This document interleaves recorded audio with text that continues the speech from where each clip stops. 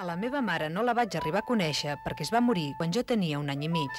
Es deia Rosa Lloret i s'havia casat als 23 anys amb el que havia de ser el meu pare, Josep Riera, que llavors en tenia 30. Van tenir un primer fill, de nom Josep Maria, que va morir als 2 anys, i després una nena, la meva germana Pepita. Finalment, vaig néixer jo, que em dic Cristina. Des que era petiteta, que de tant en tant anàvem a berenar a la granja Viader del carrer Xuclà, sobretot per Setmana Santa i quan hi havia alguna festa assenyalada. I el que després va ser el meu marit ens servia moltes vegades, però jo llavors encara era una nena. I un cop van obrir una lleteria nova al carrer Urgell i vaig trobar aquell jove que havia vist al carrer Xuclà i li vaig dir que el coneixia i vam estar enraonant una miqueta. I cada dia hi anava a buscar la llet, que valia 65 cèntims al litre, però després va passar 1 o 2 anys en què no el vaig tornar a veure, fins que un dia va tornar a venir i em va explicar que ja no era allà perquè treballava a la Letona, que el seu pare era el gerent i que ell era el gerent en poders.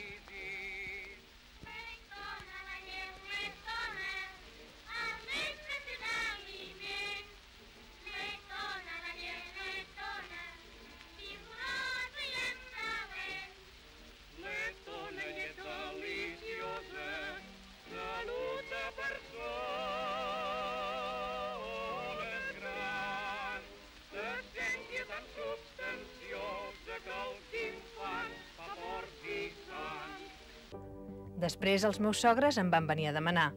L'avi Marc va posar condicions sobre el que jo havia de portar al matrimoni, però era clar que nosaltres no ens podíem comparar a la seva fortuna, perquè ja llavors se'l tenia per un home de 2,5 milions de pessetes.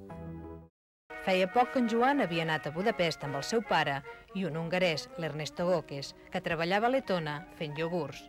I van anar a veure una fira internacional, i a Budapest en Joan es va fixar que venien una beguda a base de llet i cacau, i li va venir la idea de fer una cosa semblant. Ja de tornada a Barcelona va convèncer el seu pare perquè li deixés intentar de buscar una fórmula que combinés adequadament la llet, el cacau i d'altres ingredients. I es va posar a treballar en el projecte fins que al cap d'uns mesos va considerar que l'havia trobat. Va posar-li el nom de Cacaulat.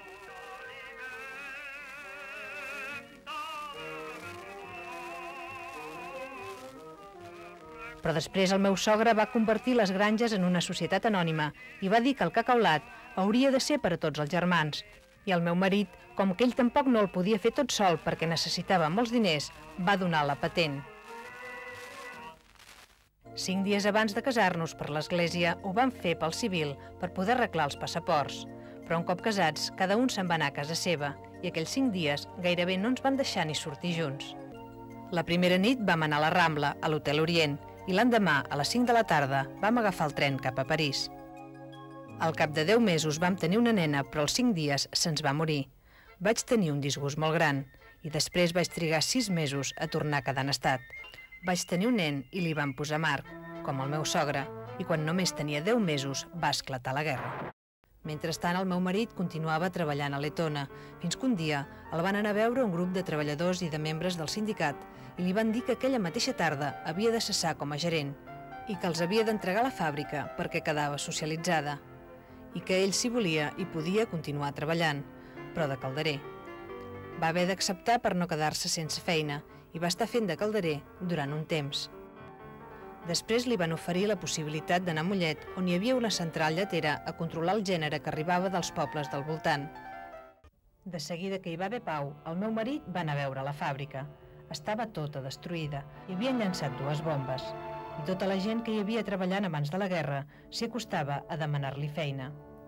I els va dir a tots que hi havien de posar el cap per poder-la reconstruir, que com més aviat pogués funcionar, millor. I de moment ningú no va cobrar, perquè no hi havia ni 5 cèntims a la caixa. El 1954 va morir l'avi Marc. L'enterrament va ser impressionant. Una gentada com mai no s'havia vist al poble. Fins i tot van posar un tren especial des de Barcelona i molts cotxes i autocars. Arribaven al cementiri, que és als afores de Cardedeu, que encara hi havia gent sortint de l'església. I poc després ja hi va haver les primeres raons entre els germans. En Pepito li va proposar al meu marit que continués fent de gerent en poders, mentre ell es convertia en el gerent oficial, tal com abans ho havia estat el seu pare. En Joan, però, no s'hi va voler venir, perquè l'avi Marc no ho havia dit mai. Llavors van fer una reunió d'accionistes per poder votar qui dels dos havia de ser el gerent i tots els vots van ser per en Joan. Els problemes entre el meu marit i els seus germans feia molts anys que duraven, però no va ser fins aquell setembre de 1964 que va esclatar el conflicte definitiu. Van convocar per sorpresa una reunió general i amb l'ajuda d'un dels principals accionistes, a qui havien ofert el càrrec del meu marit, van aconseguir fer-lo fora. Llavors el meu marit va decidir engegar una empresa pròpia. Va comprar una central lletera a Santa Coloma de Gramenet i fèiem el cacau llet, que era una marca que el meu marit havia patentat als anys 30 juntament amb el cacaolat. Però des de Letona els seus germans el van continuar perseguint i van venir 3 vegades del jutjat a tancar-li la fàbrica perquè deien que feia competència il·legal al cacaolat. Fins que un dia vam haver de tancar definitivament. Llavors ja no vam poder acabar de tornar el crèdit que ens havia deixat el banc i ens vam arruïnar. I així vam estar amb plets i amb conflictes els uns contra els altres durant molt de temps. I a Barcelona el meu marit sempre ho perdia tot. Però després, quan el cas anava al Suprem, a Madrid, li donaven la raó a ell. Però tampoc no servia de res, perquè encara que tingués la raó, els seus germans tenien la força i mai no va poder tornar a Letona. L'avi ens havia deixat en herència la masia de Can Marc, que és la casa pairal de la família. Vam agafar el costum d'anar-hi un cop a la setmana i uns quants dies a l'estiu. El meu marit s'ho passava molt bé. Hi va fer un hort i en trèiem tomàquets, cebes, enciams, carbassons. Però amb tot, només en va poder gaudir un parell d'anys, perquè el tercer es va posar malalt i el vam haver d'ingressar diverses vegades. I l'últim cop el vam dur a la clínica particular, que era el mateix edifici que l'hospital, però a l'últim pis, perquè pogués estar més tranquil ell sol en una habitació. Cada nit es quedava algú de la família a vetllar-lo, menys jo, que m'hi estava de dia. I el seu germà Miquel venia tots els matins. Es quedava fora i quan li preguntava a en Joan si volia veure'l, em deia que no. Fins que al cap d'uns dies van venir a veure'l tots els seus germans. Van entrar i es van quedar soles amb ell una estona i es van reconciliar. I per pocs dies van quedar en pau, perquè ben aviat es va morir. Aquesta ha estat, poc més o menys, la meva vida. Ara, quan ja he arribat als 80 anys, miro enrere i faig balanç. Vaig tenir una infància feliç, una adolescència marcada per la mort de la meva germana i pel segon matrimoni del meu pare. Als 18 anys vaig conèixer en Joan i al cap d'un temps m'hi vaig casar.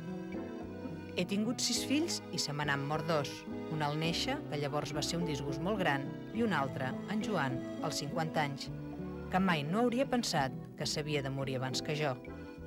Tampoc no hauria pensat mai sobreviure al meu marit. Ell, que sempre havia estat un home fort, i jo, tan malaltissa. Però ha estat així, i ja fa més de 16 anys que espero tornar-lo a trobar. Em queden 15 nets, un munt de records i un calaix ple de fotografies. Abans que se n'esborri la memòria, he volgut deixar-ne constància. I puc dir que, en resum, i malgrat tot el que he hagut de passar, la guerra, la postguerra, els disgustos, la desfeta econòmica, les malalties, he estat feliç, molt feliç, tant que valdria la pena tornar a començar.